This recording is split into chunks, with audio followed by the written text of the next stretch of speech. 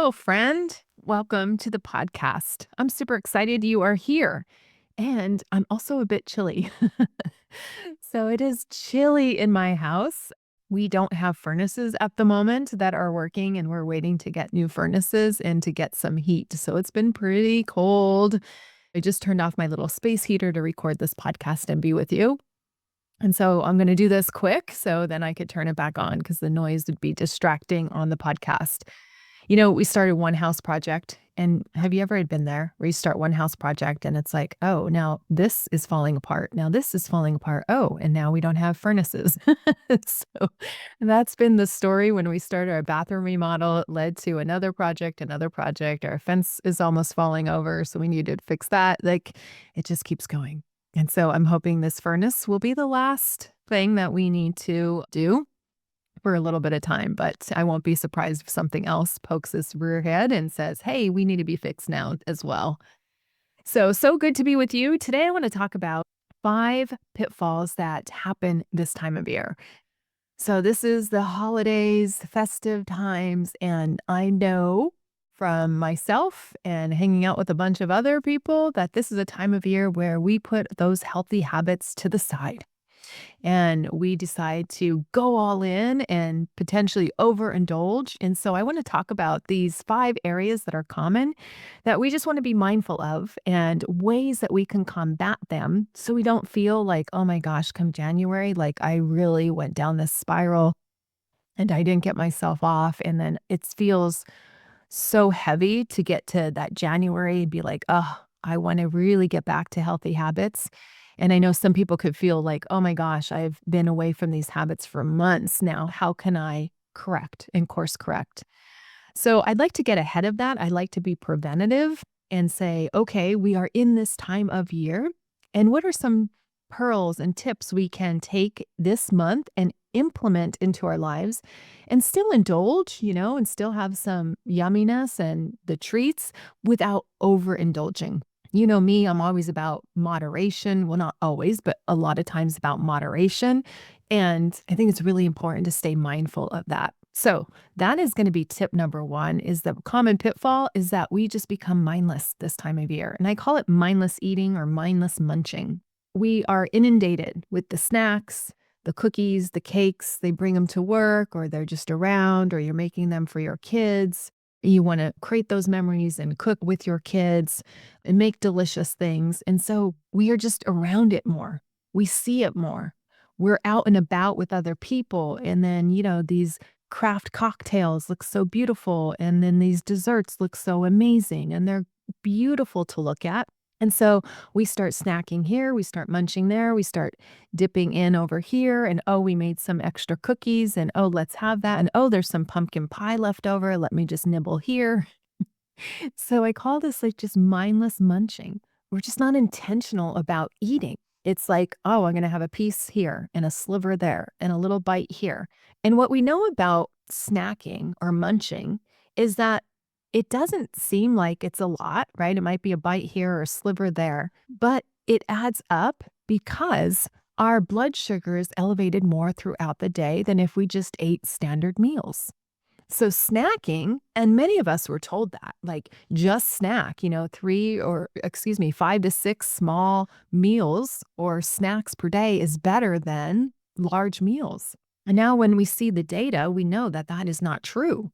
Right. And so, how many of us still believe that snacking is okay and actually grazing throughout the day is the way to stoke your metabolism? And now we have the data to say that that's not true. That's not the case. So, this mindless munching is where we can notice that we can start to gain weight or start to feel sluggish because our body's living with that elevated blood sugar, which causes an insulin spike, which causes us to maintain and gain fat cells. And if it was the right kind of fat, I'd be all for it. But but this kind of fat, it's the wrong kind of fat. We have 3 different types of fat. And so the most dangerous that I talk about on this podcast is the white fat, right? White adipose tissue called WAT, white adipose tissue, if you read about it in literature. And that's the visceral fat. That's the belly fat. That's the fat that's most cancerous, most cancer causing, heart disease, inflammation, joints become achy, just really causes a whole cascade of inflammation inside the body, which causes all of these complications. So we want to be mindful. And it's so easy to get distracted. So easy to get distracted this time of year with the Christmas lights and the schedules. And we got to go here and we got to get this. And we need this gift and we need this. And it's like a lot. And we become distracted that we're just not paying attention to all the things that we're putting in our mouth and we're munching. So it's not that I'm asking you to track every last morsel. No, I wouldn't even do that this time of year. And I don't mind tracking, but I don't like to track this time of year. I just don't.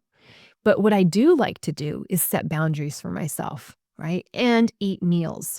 Eating meals is really, really important because that's going to minimize your mindless munching and snacking.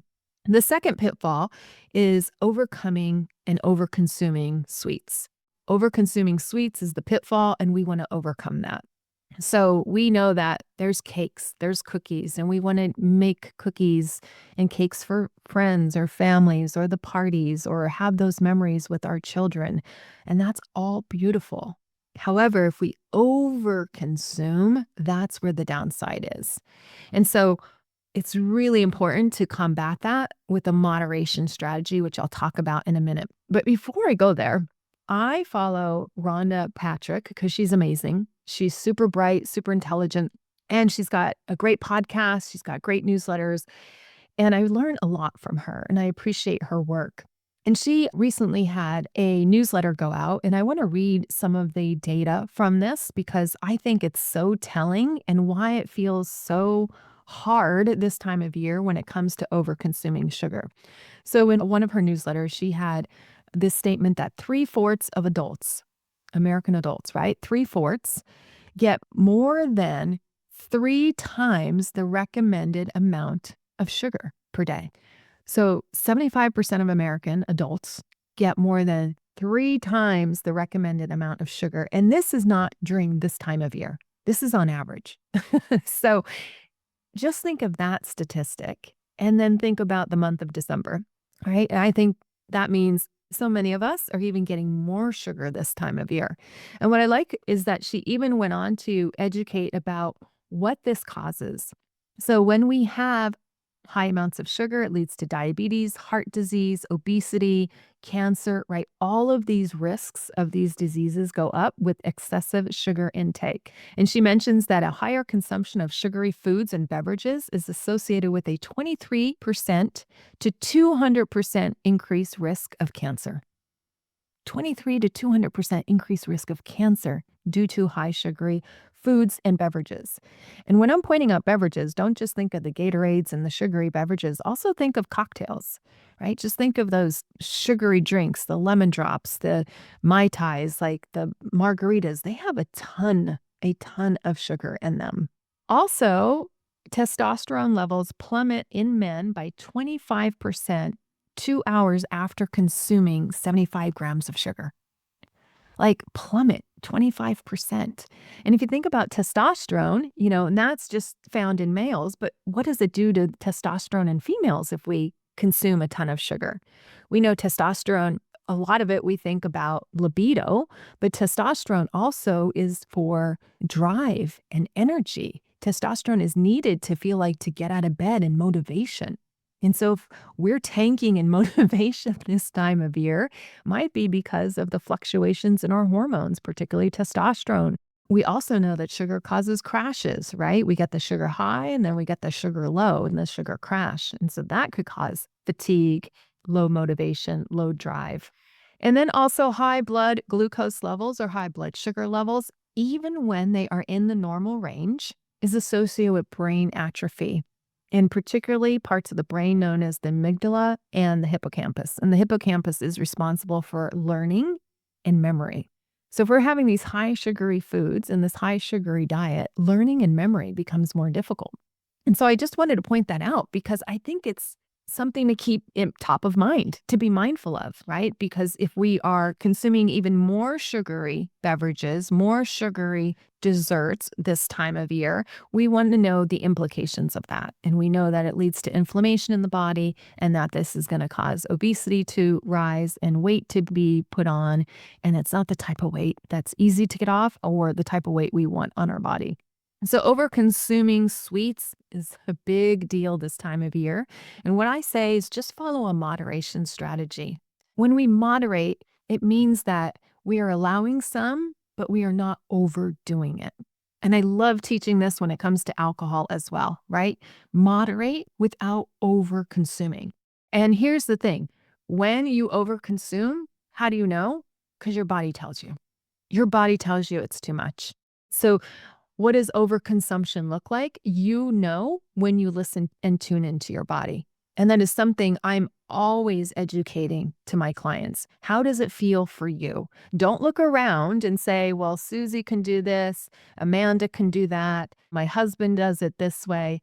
You know, they have different body types, they have different size, shape, metabolic function, right? And it doesn't even matter what they do because you're not concerned about their health as much as you should be concerned about your health, right? So it comes down to what habits you want to make, what boundaries you want to create, and how are you going to follow those for your lifestyle? Because here's the thing, when you take the best care of yourself, you feel amazing and you get a higher quality of life. That means you're enjoying more of your life and you're spending more of your life being healthy rather than sick or diseased or not feeling your best. And so this is an individualized approach. This is why when I'm coaching one person at a time on my calls, because we are understanding their lifestyle, their habits, what's going to work for them, not anybody else, but for them, because it needs to be an individualized strategy. We know that the blanketed statements that go out don't work for the masses. You have to tailor it and individualize it for what you are going to do in your lifestyle. 100%. So when it comes to over consuming sweets, we got to stay mindful, and we certainly have to have moderation strategies. And those are to be implemented for you so that you can live as your best self.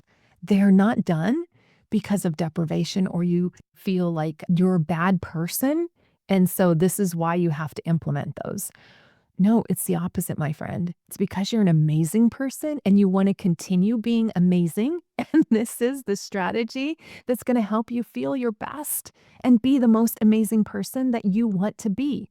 It's you helping you. It's the most beautiful thing you can do for yourself. That is ultimate self-care.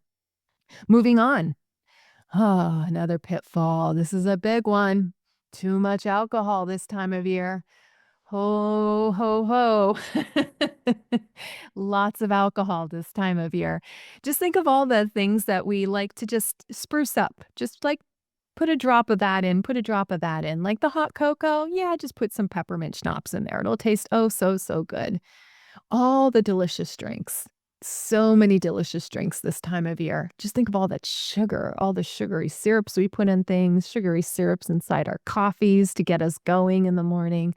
It's not even just the alcohol, it's the alcohol plus the sugar. And so these cocktails, they could be so yummy, so delicious, so tempting, and then we overdo it. We overdo it because the sugar. We overdo it because the alcohol. And we know that alcohol and sugar both work on the mitochondria to poison it. And then the mitochondria is the powerhouse of the cell. It's where we get our energy. And so when we're feeling sluggish and non-energetic, of course, we go back to the sugar to give us the sugar rush, to give us the alcohol rush. And then what happens 2 hours later, we get the massive crash. And then the next day we feel awful. We feel so bad. And this is the cycle we're in. So we got to really pay attention to how much eggnog and how much schnapps we're putting in things and all the hottie toddies and all the yumminess that we're consuming. Because look, it does impact our health. We think that alcohol just maybe damages us for a night, but we know that's not true. We know that it kills brain cells. It gets in our liver and causes fatty liver disease. And if we continue this cycle of consuming and over consuming, we are just feeding more fat in our liver. We are feeding more fat in our brain, just causing a brain that's not working. That's what I call like a fatty brain. Not that it actually gets fat, but just like it's not working because we're damaging it and we're causing the hippocampus and the amygdala to shrink, to atrophy. And so we don't want these consequences. So alcohol, a night out, right? Okay, if you do that once in a while, your body bounces back. But to continuously do this, you are continuously deteriorating the health of your body. And because I care about you, and because I care about me, and because I'm on this path of caring about me even more, I want to share this information with you so that you can care about you more, so that you can live that healthy life that you want as the best, most energetic version of yourself. And we all know that when we have too much sugar or too much alcohol, we are not energetic and we are not feeling the best that we can about ourselves. So when it comes to alcohol, just like sugar, it's having a plan. It's moderation, right? Or some people don't even want to moderate. They say, oh, I just feel amazing without it in my body. And that is awesome. When your body gets to a place where it's like, I don't even need it. I don't need the sugar. I don't need the alcohol. My life just feels amazing as it is. That is beautiful. That is meaning your body's readjusted and that you've done the inner transformation that work inside in order to get that outer transformation. And that is a beautiful, beautiful process. Certainly one I help my clients on is that inner transformation to get that outer transformation. Such a beautiful thing. So your body will tell you, hey, that was too much alcohol last night. And are you listening? And if you're listening, that means not you're just saying, yeah, I hear you. Go back to bed. We're going to do the same thing tonight. You're listening and saying, oh, my body's talking to me. It's telling me that's too much. It's giving me signs that I'm not listening to my family. I'm not remembering conversations with my kids or my friends. Yeah, it's too much for my brain. It's starting to harm my brain. And what am I going to do about it? What changes am I going to make? And that's when you honor your body. Your body's speaking to you. You know it's speaking to you and you're listening to it and you are pivoting. You are doing something different to take care of your body. I think that is honoring your body to its fullest and listening. And here's what I find. We stop listening to our bodies. We just go with the flow. We're just doing what someone else is doing, or we're comparing ourselves and saying it's not that bad because look at so-and-so down the street or so-and-so who I hang out with. Hey, maybe they're listening to their body and their body's fine with it, or maybe they're ignoring their body. But that's none of your business. What is your business is what your body is telling you and the relationship you have with your body. And if you keep ignoring it, my friend, when it's telling you I'm diseased, I don't like this is not working for me, I'm not feeling optimal, keep doing that for another few years and it's going to come back to bite us, right? And we don't want that. We want this healthy, vibrant life. And we can enjoy more life because we have better quality of life. That is amazing. And so listen to your body. And that comes to pitfall number 4, which is we ignore our hunger cues. It's like, yep, I'm going to eat because it looks pretty, because it's there, because they made it for me, because I made it and I want to try it. And we're not even tuning in to see if we're hungry. Is it hungry or is it just emotional comfort? Those are 2 different signals that our body gives us. Now, in Transform in 10, we talk about this. Like, how do I know if it's hunger or how do I know if it's emotional eating? And so there is a series of questions I ask and you get access to, right? That you can find out like, whoa, what does hunger feel like? What does emotional eating feel like? Right? So you can decipher because your body may be just sending up signals to comfort yourself with food or comfort yourself with alcohol, but really delineating that and saying, is this due to hunger or am I thirsty for something else? Which is comfort or which is joy. And so I think that's really important that we have to develop that relationship with our body, tuning into, is this hunger or not? And if we're eating just to eat, then that's like emotional, eating just to eat. And really training your brain body connection to really tune into what does hunger feel like versus what does emotional eating feel like is powerful. And I'll tell you the tips that you learn inside Transform and Tend to really delineate this is huge. It's huge because it really starts to teach us, oh, this is what hunger feels like. And this is when I must eat or should eat because I am truly hungry versus, oh, I'm just entertaining myself and snacking. And so listening to our hunger cues is huge, huge, huge, huge. It took me a while for me to tap back into this because as a pharmacist, really working, I was taught to eat by the clock. Oh, it's now lunchtime. Oh, it's now dinner time. And sometimes I would eat and I was just eating because it was time to eat, but I necessarily wasn't hungry at that time. And I think our kids learn this, right? When they go through school, it's lunchtime, it's dinner time, but really, I love to teach my daughter like the principles of like how to tune into your hunger cues and really to understand and honor that. Now, our ghrelin, our leptin, those hunger cues that give us, a lot of times they are dysregulated, especially in patients who are overweight or obese, they become dysregulated. The data shows us that the leptin and the ghrelin, they are so dysregulated that they are signaling to us what feels like hunger, but it really isn't because they're dysregulated. So I go all into that inside of Transform and Tend because it's really important to get those hunger cues reset so that you can listen to your body and know when to eat. One way to reset your hunger cues, I love to embrace when I was going through it and then helping other women go through it is to do intermittent fasting. That is a powerful way you can reset your hunger cues and start tapping in and learning those.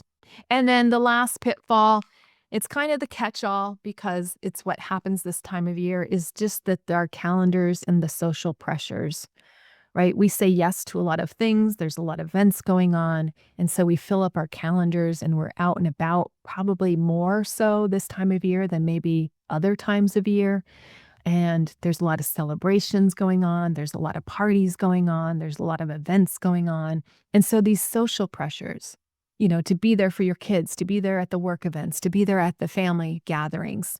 And a lot of these events are surrounded by food and alcohol. And then these events, they might be happening later, or you might be staying out later than you normally would, right? So your sleep cycle is a little off. And then your stress cycle is a little elevated and off compared to other times of the year because there's so much to get done. There's gifts to get wrapped. There's gifts to purchase. Are they going to get here on time? And then there's Christmas cards if you do that. Like all of these things lead to this amount of pressure, social pressure, or just stress.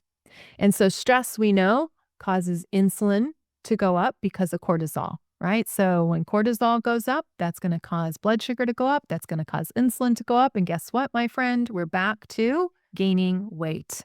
When the cortisol is up, we can certainly gain weight. We are in that sympathetic response.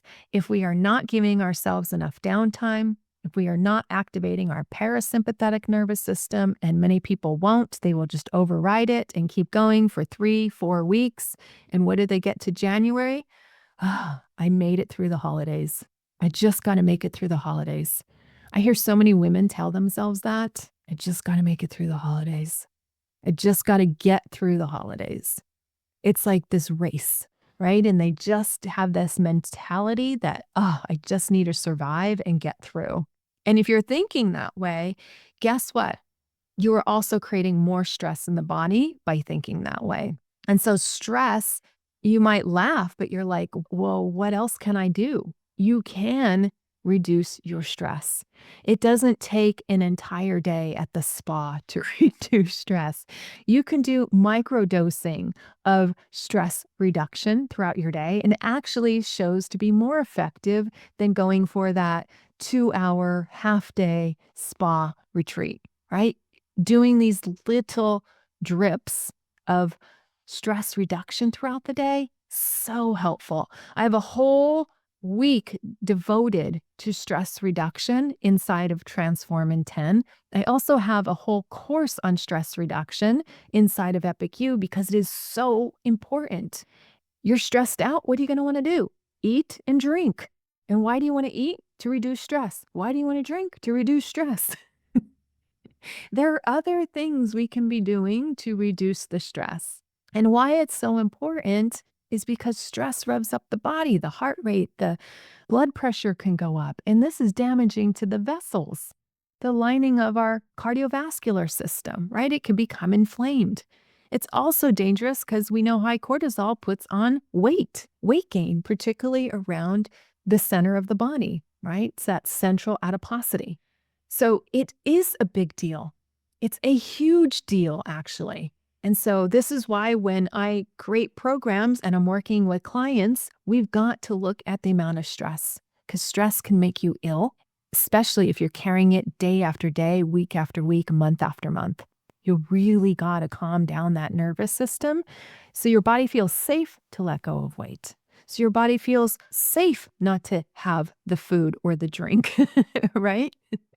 So these are ways that you want to think about this time of year.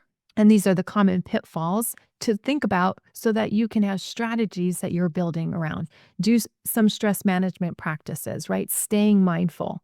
And here's my invitation to you. If this is feeling like too much, even in this one podcast episode, or you'd like more support, if you want help around the food and understanding hunger cues and want more accountability this time of year, and you just want to understand what's going on so that you don't go into January and February and hating what you've done, come check out Transform in 10. It's enrolling and women are joining whenever they feel called to come in to learn about their bodies so that they can best take care of their bodies. It's just helping a woman in there who's really struggling with a surgery by a family member and just not knowing how to manage her mind and her stress. And so we did just some minor things. And she's like, wow, when the day of the surgery came, I felt great. I wasn't overeating. I was doing all the macros that I wanted to be doing. I'm really getting a handle on this. And I'm really seeing how these small changes do add up. Surgery went very successful for her family member, and she felt great. She felt great about the way she showed up, about how she didn't self-sabotage on herself with eating, and just really took care of herself while she was able to be there for her family member. And that is what this is all about. It's about lifestyle changes that I'm so passionate about. This is not a quick fix. This is not like one and done and then back to, oh my gosh, I gained the weight again. It's about sustainable change that you can implement into your life and that looks different for every individual. And that's why on my calls, I'm working with you one-on-one.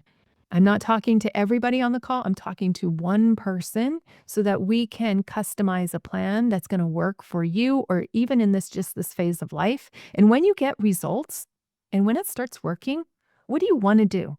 When you get positive reinforcement, you want to keep doing it. You don't do it for me. You do it because it works in your life. And you're like, holy cow, I didn't realize this can work so well in my life.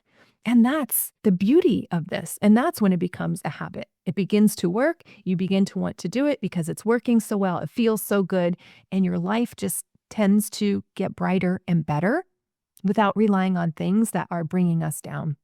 And so if you struggle around drinking and you want some assistance this month, looking at the drinking, reducing the drinking, getting a hold of that, creating that inner transformation where you desire it less, gosh, that's a beautiful gift that you can give yourself this holiday season. It's really like, okay, alcohol, I had enough. I'm going to win.